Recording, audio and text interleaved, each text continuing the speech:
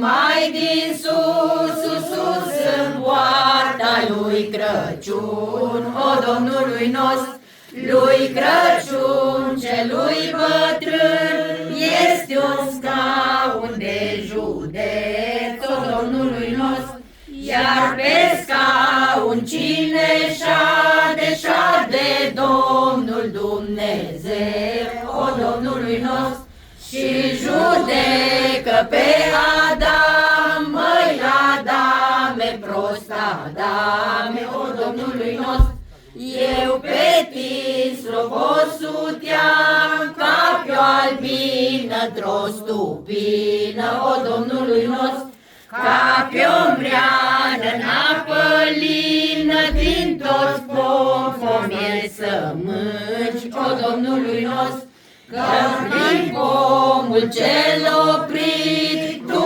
poame să nu mănânci, o Domnului nostru, că-s mai mari și mai amari, mai frumoase, veninoase, o Domnului nostru.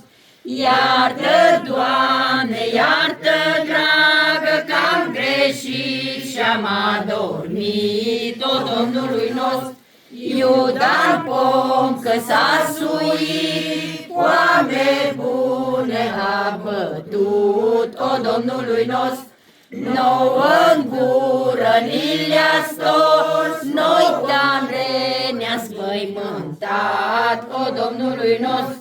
Ieși Adam din rai afară, că raiul ți s-a urât, o Domnului nostru. Că raiul ți s-a urât și iadul ți s-a îndrăgit, o Domnului nostru.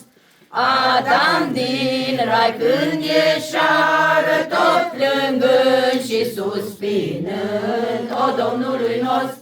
De suspin abia vorbeară, de lacrimi abia vedeară, o Domnului nostru. Noi umblăm și colindăm și la gazde i-o închinăm, o Domnului nostru, i-o închinăm cu sănătate.